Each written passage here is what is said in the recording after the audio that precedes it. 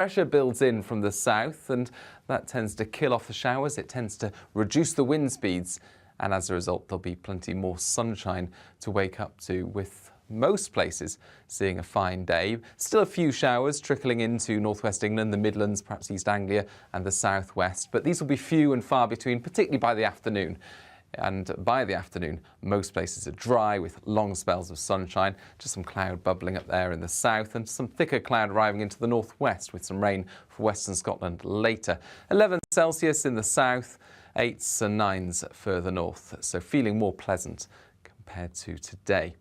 The rain across Scotland pushes east overnight into the start of the weekend, and the winds then pick up in the northwest for the weekend, with some further spells of rain in the far northwest. But for most, Saturday's looking like a fine day with plenty of sunshine.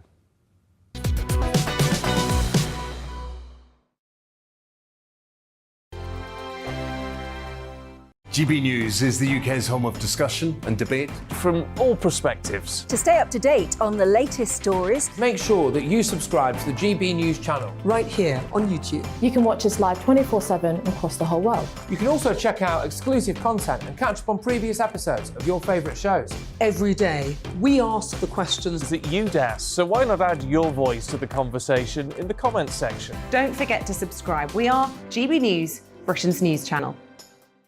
Every night at 11 on GB News, we bring you the next day's stories the day before. Basically like time travel. If it's a big story, we'll cover it, guaranteed. But we'll also have some fun along the way. Big opinions, big laughs. Sometimes big hair. This is Headliners, the paper review show that won't send you to sleep like the others will. 11 p.m, 7 nights a week. Join us.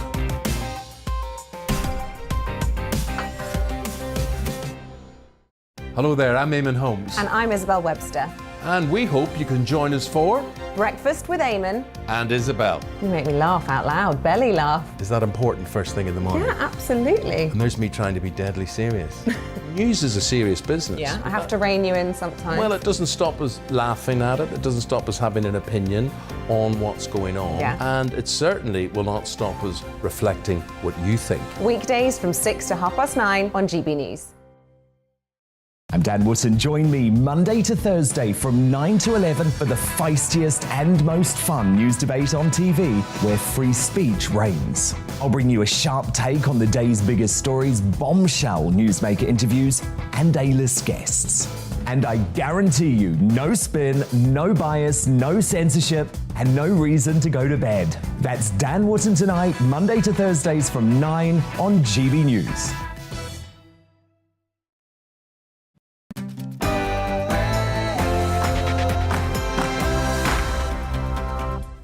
Hello and welcome to The Briefing with me, Gloria De Piero. War has once again come to Europe after the Putin regime launched a major assault on its democratic neighbour, Ukraine. We'll have expert analysis from our security, political and economics editors and reaction from senior MPs across the spectrum. But first, let's bring you right up to date on all this morning's events.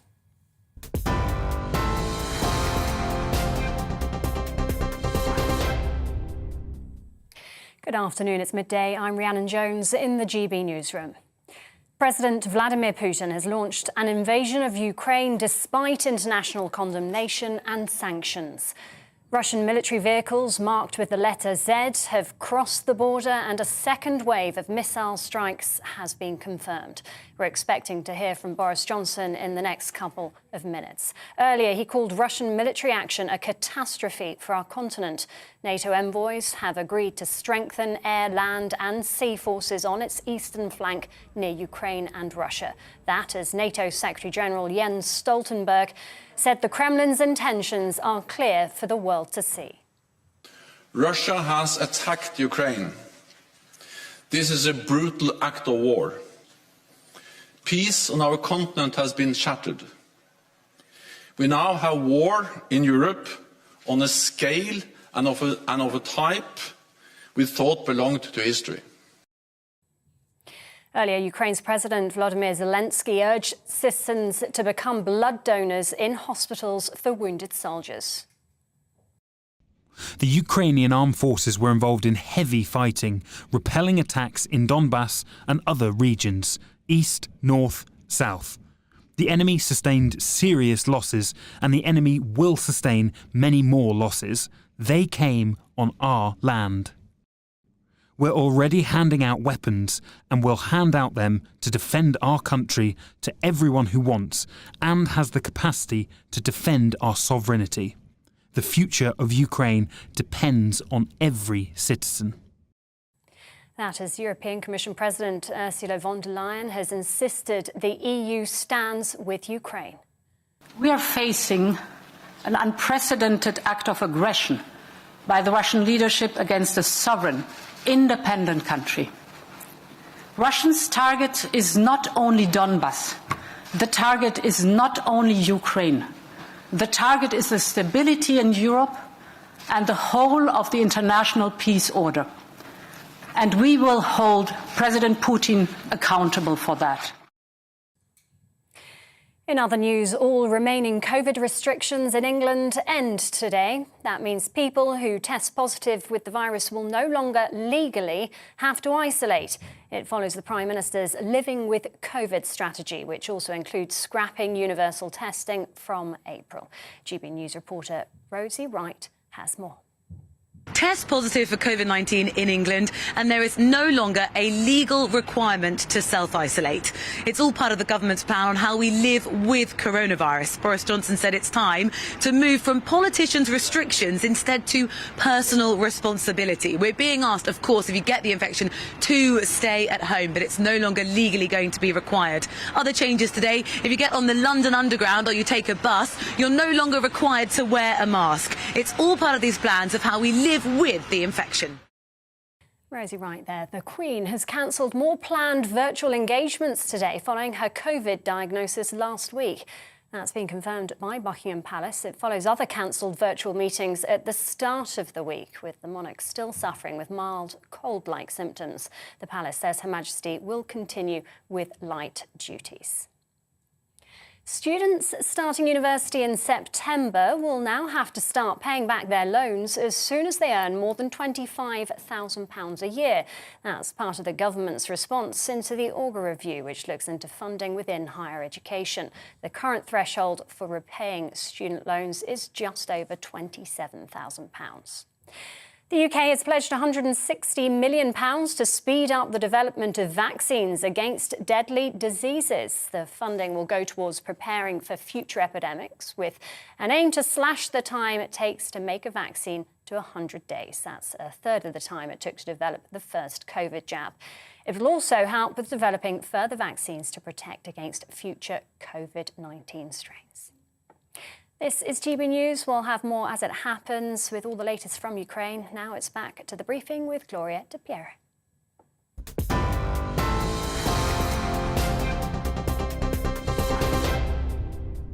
Coming up this hour on The Briefing, it's finally happened.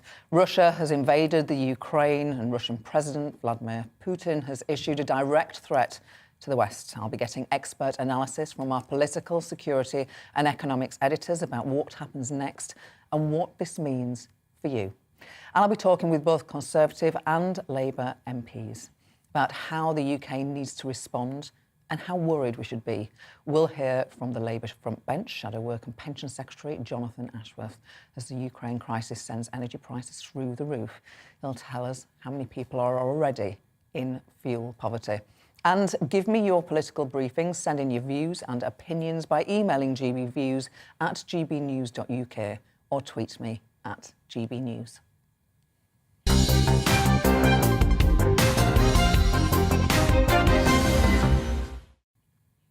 Early this morning, as the people of Ukraine slept, Russian forces mounted an assault on their democracy.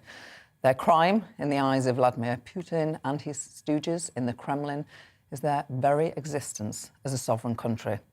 With reports of explosions across the country, including the capital, Kiev, people fleeing their homes and even some deaths, Western leaders, including Prime Minister Boris Johnson, have expressed outrage at Russia's actions.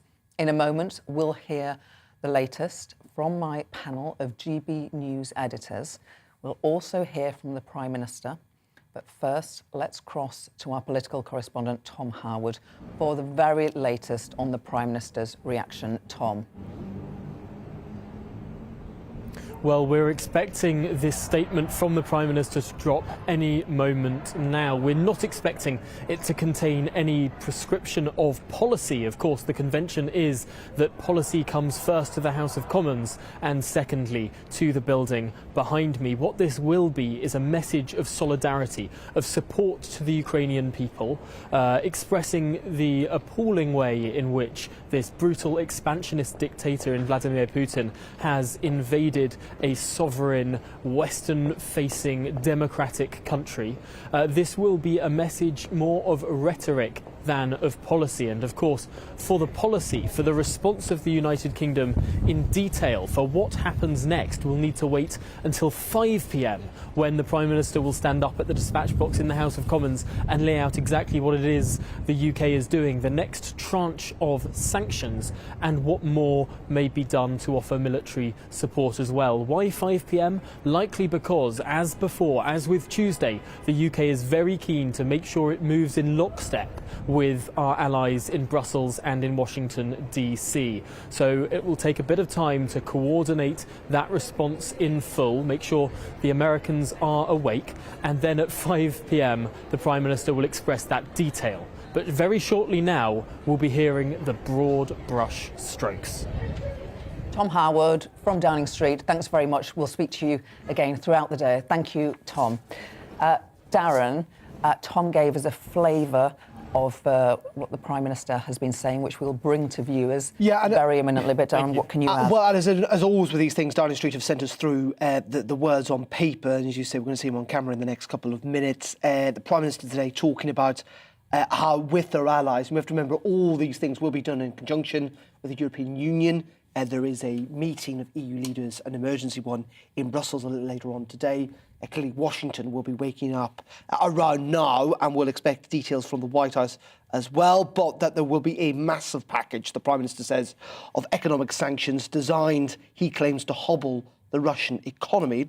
He also, interestingly, goes on to say that they, and that is us in the West, also have to collectively cease the dependence on Russian oil and gas that have far too long given Putin his grip on Western politics. He says our mission is clear diplomatically, politically, economically, and eventually militarily. This hideous and barbaric venture of Vladimir Putin must end in failure. He also addresses, it must be said, the Russian people, calling on them to, in many ways, make it clear to the Russian presidents that this is not what Russia or Vladimir Putin should be doing in their name, not least of all because he talks about how Russian soldiers will lose their lives, and we're already getting reports of that from Ukraine. I think in many regards, the most interesting thing, is that this is now going to put not just pressure on Russia, and we know these sanctions will bite, though to a degree they have mitigated that somewhat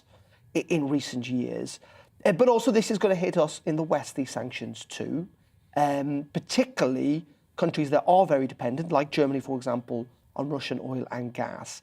And that fundamentally means, as the Prime Minister suggests, that we're going to have to start finding, and pretty quickly, other means of getting energy and oil into Western Europe. But I suspect, not least of all because he's under an awful lot of political pressure to do so, is the Prime Minister's going to announce what he's called a massive package of economic sanctions later on today when he addresses MPs in the Commons at around 5 p.m. Darren, thank you. Mark, to you, in terms of a response from the international community, what might we expect? Well, we've already heard from the Secretary-General of NATO talking about how they are now going to bolster their allies in the region, the Baltic countries. Should draw your attention to these images. You can see the remnants of what looks like a missile that's come into Kiev, I think that is, an area of central Kiev.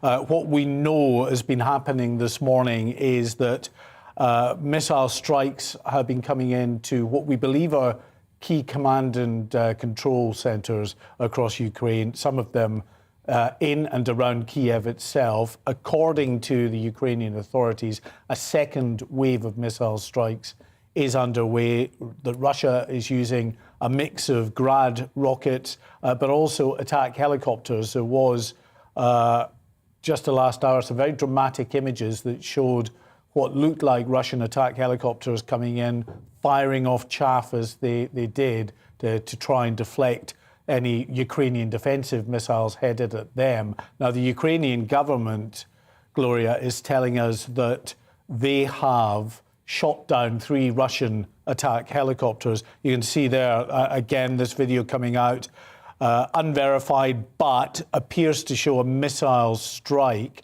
You can just see the power of that explosion and the damage and smoke now that's been created there. But very concerning and worrying for people right across Ukraine. Vladimir Putin, of course, has said that this is happening because it's a peacekeeping mission. Well, Western leaders say that is absolutely nonsense. This is an invasion, pure and simple, of Ukraine's sovereign territory. And what we've seen, again, in dramatic images that came out this morning, are thousands of vehicles leaving the capital, Kiev, people who are concerned, and especially as, you know, you've got missiles coming into Kiev and surrounding area, a military airport near Kiev, and also some targets within Kiev. They may be Ministry of Defence buildings.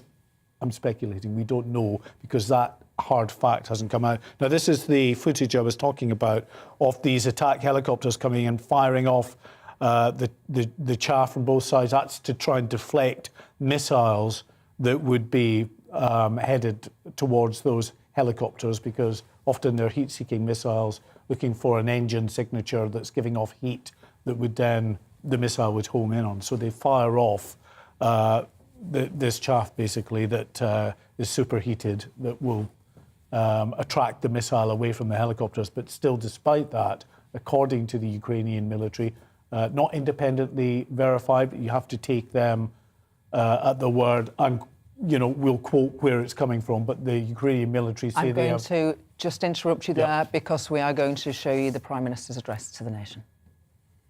Shortly after 4 o'clock this morning, I spoke to President Zelensky of Ukraine to offer the continued support of the UK, because our worst fears have now come true and all our warnings have proved tragically accurate. President Putin of Russia has unleashed war in our European continent. He's attacked a friendly country without any provocation and without any credible excuse. Innumerable missiles and bombs have been raining down on an entirely innocent population. A vast invasion is underway, by land, by sea, and by air. And this is not, in the infamous phrase, some faraway country of which we know little. We have Ukrainian friends in this country, neighbours, co-workers. Ukraine is a country that for decades has enjoyed freedom and democracy and the right to choose its own destiny. We and the world cannot allow that freedom just to be snuffed out. We cannot and will not just look away. It's because we've been so alarmed in recent months at Russian intimidation that the UK became one of the first countries in Europe to send defensive weaponry to help the Ukrainians. Other allies have now done the same, and we will do what more we can in the days ahead. Today, in concert with our allies, we will agree a massive package of economic sanctions designed in time to hobble the Russian economy. And to that end, we must also collectively cease the dependence on Russian oil and gas that for too long has given Putin his grip on Western politics.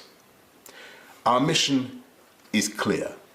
Diplomatically, politically, economically, and eventually militarily, this hideous and barbaric venture of Vladimir Putin must end in failure.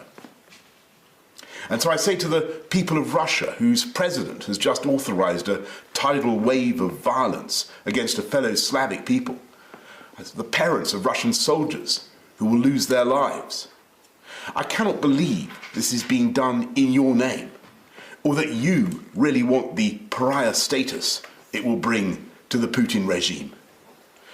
And I say to the Ukrainians in this moment of agony, we're with you. We're praying for you and your families, and we are on your side.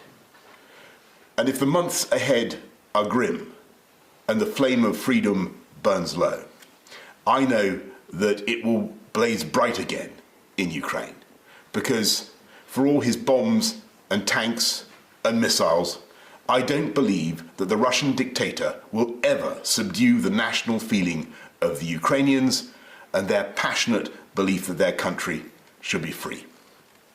I say to the British people and all who have heard the threats from Putin against those who stand with Ukraine, we will of course do everything to keep our country safe. We're joined in our outrage by friends and allies around the world. We will work with them for however long it takes to ensure that the sovereignty and independence of Ukraine is restored. Because this act of wanton and reckless aggression is an attack not just on Ukraine, it's an attack on democracy and freedom in Eastern Europe and around the world.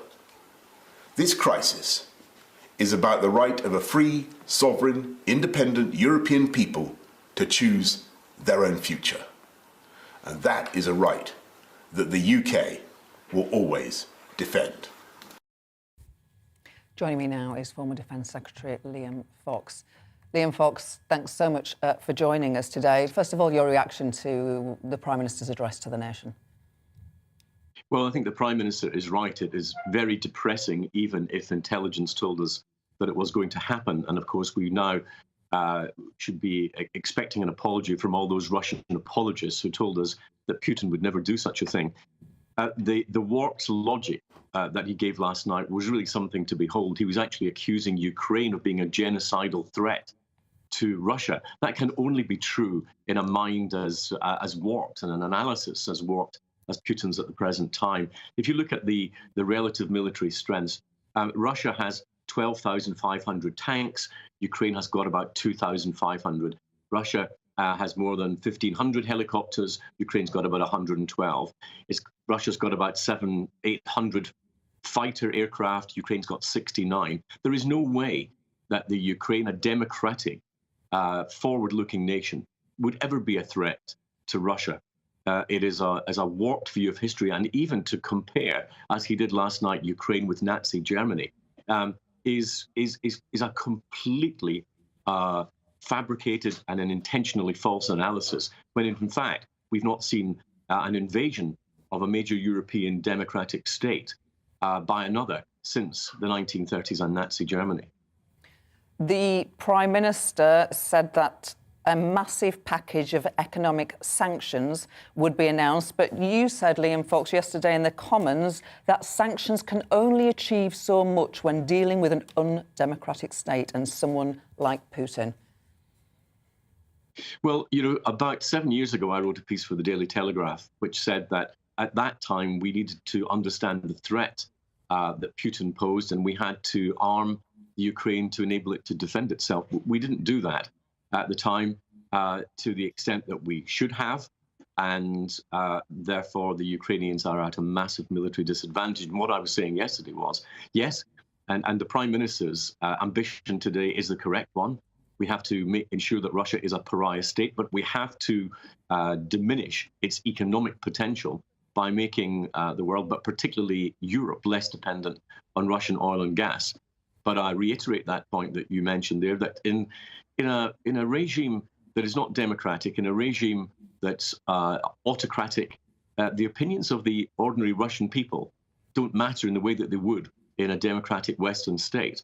And Putin's shown before that he's willing to tolerate a lot of pain being felt by the Russian people for his own domestic policies, never mind his international one. It's a very grim day for Europe.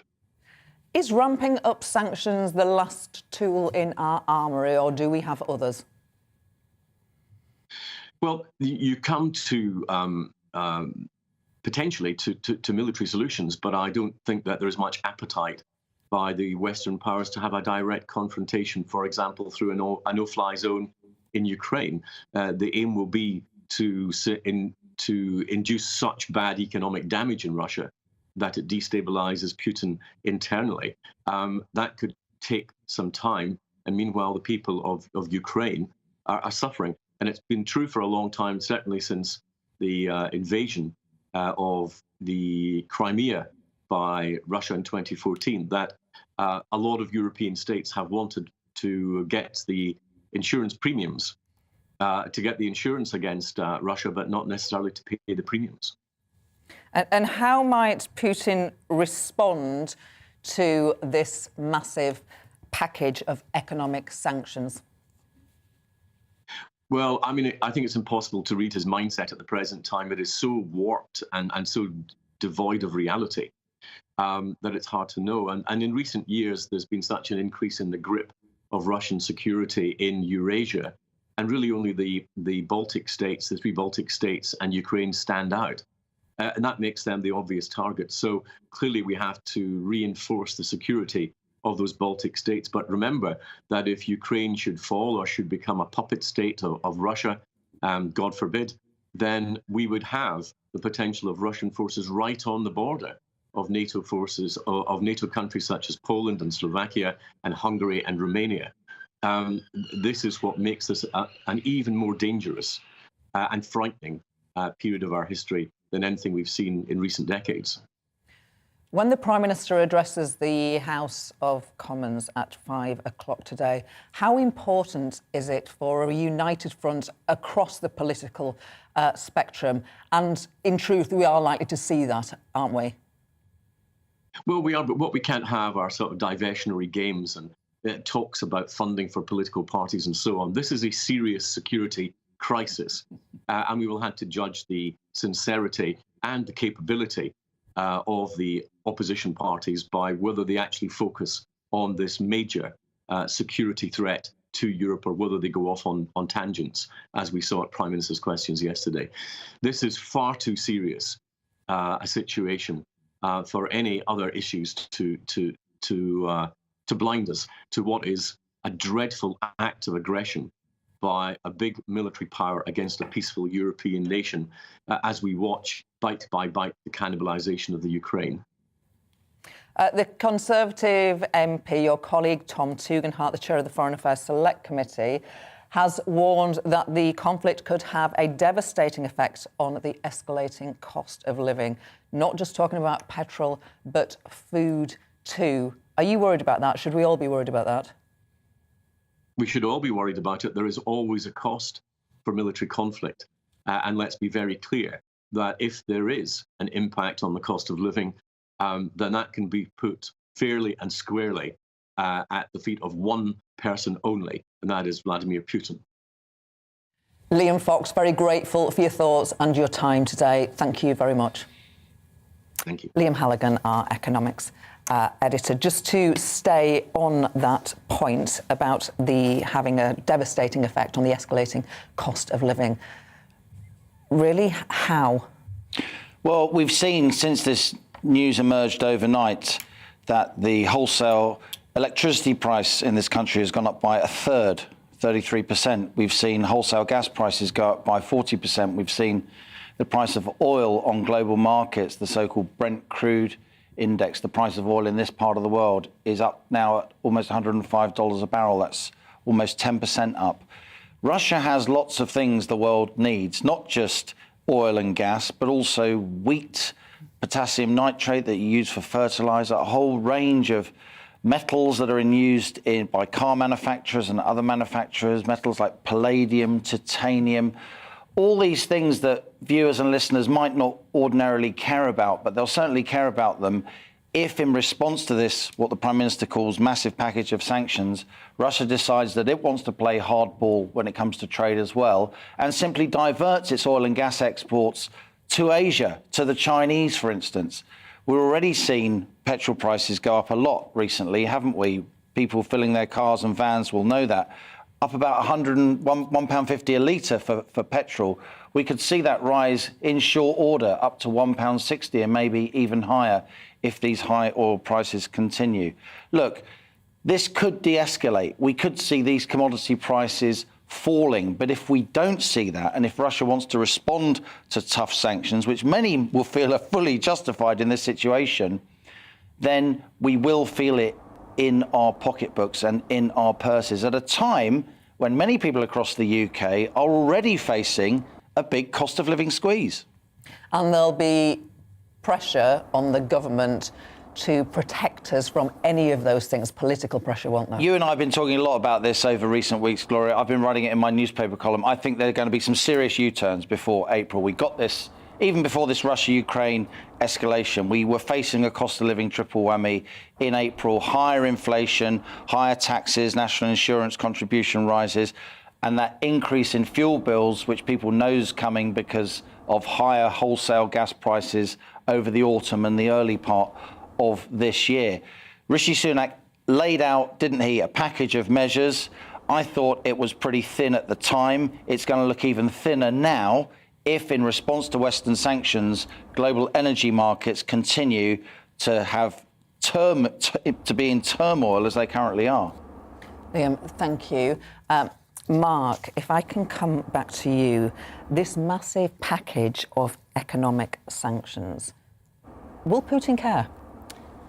I think he's already made the calculation that he can live with that. But let's see what the next tranche of these economic sanctions are. We got initial sanctions that were announced at the start of the week, and the UK, US and other governments said there would be more sanctions to follow if he then invaded Ukraine, which he has now done.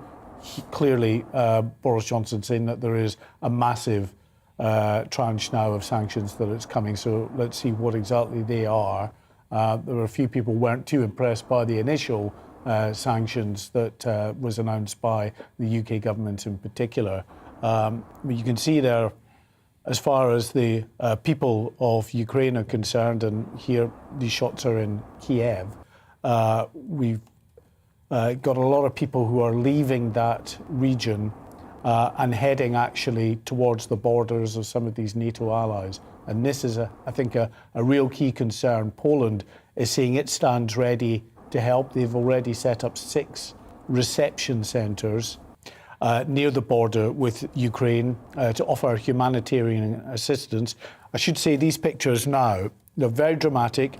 That is a military airport near Kiev, which we're told as we speak is under fierce attack from the Russian authorities. This, according to military sources. You can see these helicopters firing off those flares to deflect any missiles heading their way. Now, the Ukrainian authorities have said that they have shot down 3 Russian attack helicopters. There are multiple casualties reported at this military airport at the moment. But so fierce fighting there, missile attacks like this one elsewhere, a second wave of missile attacks, according to the government in Kiev, is underway. Mark White, thanks very much indeed. Much more on the Ukraine in just a moment. We'll be speaking to Labour MP Liam Byrne, a protest near Downing Street, and we'll be asking what the escalating crisis will do to our already soaring energy bills. First is the latest news.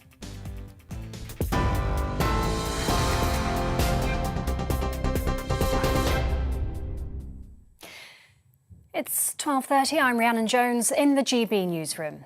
The Prime Minister says the UK and its allies will respond to Vladimir Putin's invasion of Ukraine with a massive package of sanctions. Boris Johnson's pledged to do everything he can to keep Britain safe, adding that Moscow's actions must end in failure. Russian military vehicles marked with the letter Z have already entered Ukraine, and NATO envoys have agreed to strengthen air, land and sea forces on its eastern flank. Mr. Johnson says the UK will not turn a blind eye to the attacks. We and the world cannot allow that freedom just to be snuffed out. We cannot and will not just look away. Today, in concert with our allies, we will agree a massive package of economic sanctions designed in time to hobble the Russian economy. Our mission is clear: diplomatically, politically, economically, and eventually militarily. this hideous and barbaric venture of Vladimir Putin must end in failure. Boris Johnson's addressed the nation earlier. In other news, all remaining COVID restrictions in England end today. That means people who test positive with the virus will no longer legally have to isolate. It follows the Prime Minister's Living with COVID strategy, which also includes scrapping universal testing from April. Students starting university in September will now have to start paying back their loans as soon as they earn more than £25,000 a year. That's part of the government's response into the Augar review, which looks into funding within higher education. The current threshold for repaying student loans is just over £27,000. TV online and DAB Plus radio, this is GB News. We'll be back at the top of the hour with a full update and all the latest from Ukraine. It's back to the briefing with Gloria De Piero in just a moment.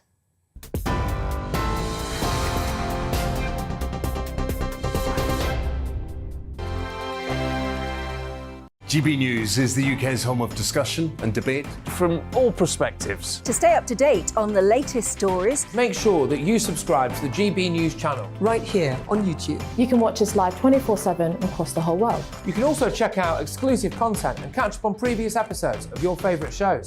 Every day, we ask the questions that you'd ask, so why not add your voice to the conversation in the comments section? Don't forget to subscribe. We are GB News, Britain's news channel. Every night at 11 on GB News, we bring you the next day's stories the day before. It's basically like time travel. If it's a big story, we'll cover it, guaranteed. But we'll also have some fun along the way. Big opinions, big laughs. Sometimes big hair. This is Headliners, the paper review show that won't send you to sleep like the others will. 11 p.m, 7 nights a week. Join us.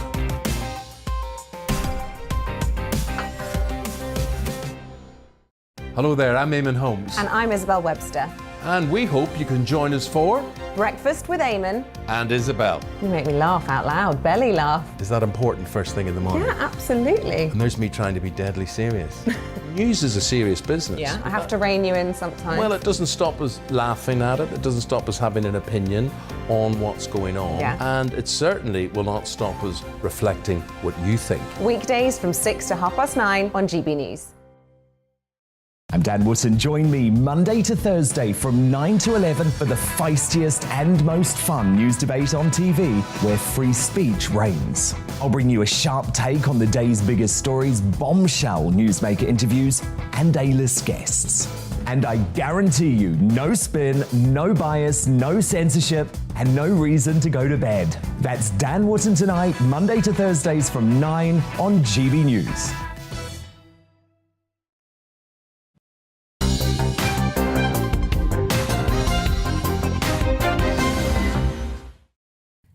Welcome back. There's a protest against Russian aggression happening outside Downing Street, and our reporter Rosie Wright is there for us now. Rosie.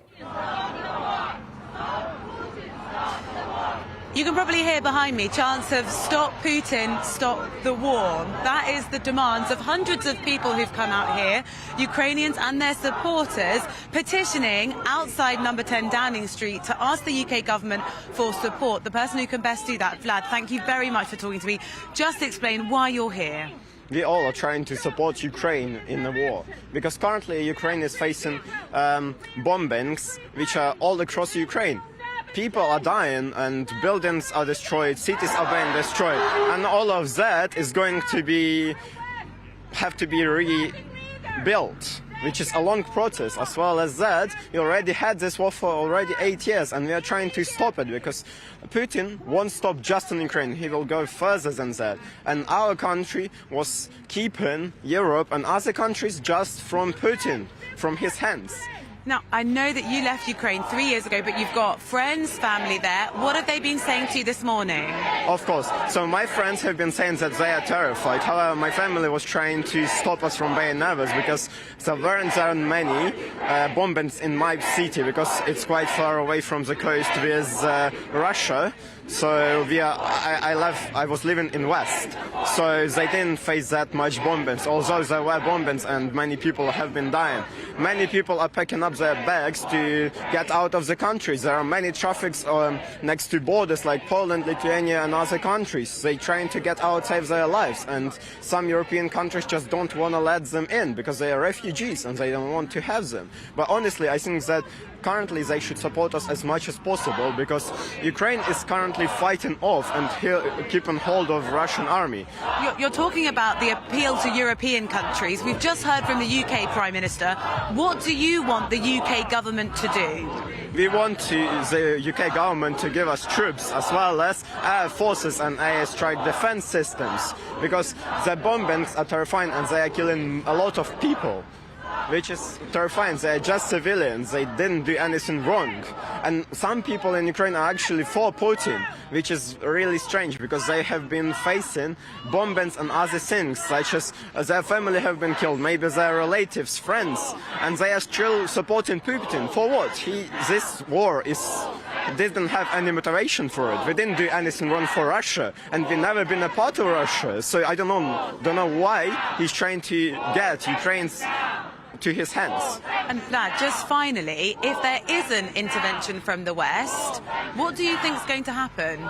So the worst case scenario is that he will get most of our east part of Ukraine, but I don't think he will be able to get our west part of Ukraine because we're gonna keep hold of it. Like honestly, if he gets the Kyiv, I think that's gonna be really fatal for Ukraine because we've been an independent country for a long time already, and this is 21st century, and he's trying to grab Ukraine into his hands, which is basically like nonsense. He's trying to create USSR. I think he feels like a god because he has so much power in his hands. Even USA President Biden doesn't have that much power as Putin does. Vlad, thank you very much for speaking to us. Of course, an awful lot of raw emotion here. People just trying to process what happened, what developed in the very early hours of this morning. Rosie, thanks so much for that. Thank you. Let's speak again to our political editor, Darren McCaffrey. Darren. Yeah, interesting, of course, those protesters outside Downing Street where we heard from the Prime Minister in the last hour or so, Gloria. Lots of interesting things the Prime Minister had to say, not least of all that we're going to see these massive, what he calls massive new sanctions to hobble the Russian economy. We're going to get details of that in the House of Commons. Obviously, the Speaker and MPs would not be terribly happy if he was to do that in his address to the nation. I think what's also interesting is that there's an awful lot of focus, isn't there, on sanctions. But I think what the Prime Minister's trying to say today, and we'll hear more of this in the Commons later, is that that is just one tool, actually, in the toolbox that the UK and others have. Because in his speech, he did say that our mission is clearly diplomatically, politically, economically, and eventually militarily to end what is happening in Ukraine with these pictures, to bring it to an end in failure for Vladimir Putin. Now, we know economically, of course, that involves sanctions, though interestingly, Reuters, the news agents, reporting in the last hour, so that might, at the moment, not include yanking Russia out of the SWIFT system of payments. Now, that would be seen as a very significant move, though, as I say, Reuters reporting at the moment that might not be what happens immediately. But there will be some severe sanctions. That'll have an impact, not, of course, just on Russia, but also on us here in the West. But aside from that, diplomatically, what are we talking about there? We're talking about, as the Prime Minister himself said, making Russia a pariah state. And that means essentially freezing Russia out diplomatically as much as possible. This is only a minor issue, but it's a sign of things to come. For example, UEFA meeting today, almost certainly going to move the Champions League final that's due to be held in May from St. Petersburg. That will not now be happening. Politically, it will include trying to put as much pressure, clearly, on Vladimir Putin, both externally and internally, because there is a sense that this is a big gamble for Vladimir Putin, that there will be some in Russia who will be not very happy about this. There will be mothers of soldiers who may well lose their lives, Russian soldiers who may not be happy. And we saw protests outside the Kremlin, actually, when that happens previously. And also militarily. Now, the UK government at the moment, we're a long way from this, but we heard from Liam Fox and others suggesting that that shouldn't be ruled out in the sense, we're not talking about direct interaction, but for example, a no-fly zone potentially over Ukraine.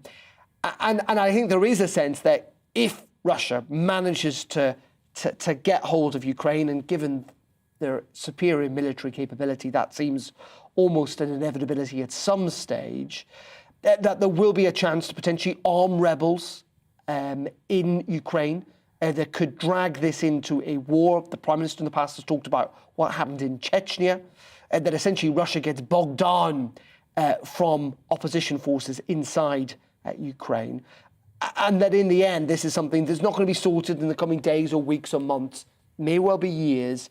But as I say, with all those taken together, the sanctions, the kind of pariah status politically and diplomatically, and also the continuing sense that lots of Ukrainians will simply not roll over and accept this, but there could well be kind of rebel action inside Ukraine in the years to come, that in the end this will not work out for Putin. But also, it's really interesting, we're going to have to see what these sanctions are, but there will be other countries, notably China, looking on with interest to see how severely the West reacts to this. And this is why this has massive consequences for all of us. Aside from the economics, this is a Russian invasion of a democratic country in Europe, potentially the biggest military action we've seen since the end of the Second World War. And as I say, there will be other dictators looking around the world, other hostile states, about what precisely the West does. We are now going live to a NATO press turn conference. back the clock by force, to re-establish a sphere of influence, and to undermine the global rules that have kept Europe safe for decades. We have all made tireless efforts to engage Russia in diplomacy, but Moscow has refused dialogue and chosen aggression. NATO and the EU stands with the brave people of Ukraine. We support Ukraine's sovereignty and territorial integrity, and we support the right of self-defense. There must be no misunderstanding or miscalculation by Russia. NATO will do whatever it takes to protect and defend all allies. In response to Russia's massive military build-up over the last months, we have already strengthened our collective defense, with more troops, jets and ships from the United States and many other allies. And our collective defence commitment, Article 5, is ironclad. NATO and the EU stands united. We condemn Russia's grave violation of international law and of the principles on which European security is built. I welcome the coordinated actions announced by the European Union, NATO allies and partners. This sends a strong message of unity, and it demonstrates how alone and isolated Russia is. I will convene a virtual NATO summit tomorrow to address the consequences of Russia's actions. And I have invited both President von der Leyen and President Michel to attend, together with the leaders of our valued partners, Finland and Sweden. And in a few minutes, we will take all part in a meeting of the G7. NATO and the European Union are united to defend our values, freedom, democracy, and each other's rights to choose its own path. So thank you again to both of you for coming, and thank you for the fact that the European Union and NATO is standing so strong together. So please, Ursula. Thank you. Thank you very much, Jens.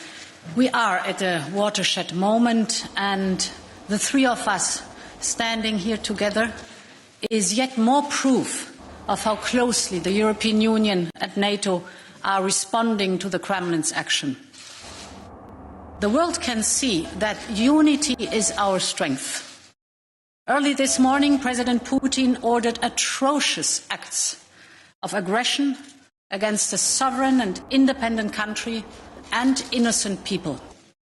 We will hold Russia accountable for this outrageous violation of Ukraine's sovereignty and the territorial integrity. And what is at stake is not just Donbass, it's not just Ukraine. What is at stake is the stability of Europe and the whole international order, our peace order. President Putin chose to bring war back to Europe.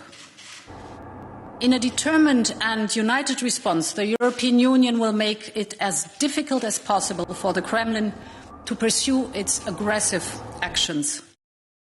Round about 30 minutes ago, I had a phone call with President Zelensky. He asked us for whatever the different stakeholders can do for help. We will later today present a package of massive and targeted sanctions to European leaders for their approval. We are coordinated closely with our partners and allies, the United States, the United Kingdom, Canada and Norway, but also, for example, Japan and Australia. This package will include financial sanctions that harshly limit Russia's access to the capital markets. These sanctions will have a heavy impact. Russia's economy has already faced intensive pressure in the recent weeks, and these pressures will now accumulate.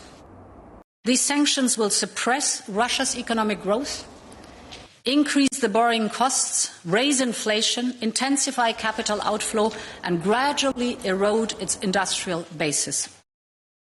The second main pillar of our sanctions concerns limiting Russia's access to crucial technology. We want to cut off Russia's industry from the technologies desperately needed today to build a future. Our measures will weaken Russia's technological position in key areas, actually from which the elite makes most of their money. And this ranges from high-tech components to cutting-edge software. This will also seriously degrade the Russian economy in all areas in the future. Let me be very clear. It is President Putin who will have to explain this to his citizens. I know that the Russian people do not want this war. The European Union and NATO have worked in close complementarity, and this crisis will bring us even closer together. It is our shared duty to stand up to the gravest act of aggression on European soil since decades. Our unity is our best strength. The Kremlin understands this very well, and that's why they have tried their best to divide us, but they have achieved the exact opposite. We are more united and more determined than ever. We are one union, one alliance, united in purpose. Many thanks. Last night, a cataclysm shook Europe, a brutal aggression triggered by Vladimir Putin and the Kremlin against human beings, a large-scale military attack on the Ukrainian people. And this unprovoked and unjustified attack is unlike anything on European soil since the end of the Second World War. It is an attack on the free and sovereign state of Ukraine and its territorial integrity, a blatant violation of international law, replacing rule of law by rule of brutality, an attack on peace and security in Europe. It's also an attack on the foundations of our European Union, a project of peace, prosperity for all Europeans. The EU and its member states, together with our allies, will hold Russia accountable. The European Council will convene today and will agree in principle on a package of massive and targeted sanctions. We'll also decide on political, financial and humanitarian aid for Ukraine and its people. Ukrainian cities have been hit, innocent people killed, women, men, children are fleeing for their lives. They need our strong support more than ever. We will also discuss the geopolitical, economic and human implications of this aggression against Ukraine, and I do not believe that Russian people want war. You do not want to lose young men to a senseless war with a brother nation, serving as cannon fodder for an unjustified, unlawful and foolish war. I also appeal to Belarus and its people. You have the choice not to follow Russia's destructive action. You have the choice not to take part in this needless tragedy against your neighbors in Ukraine.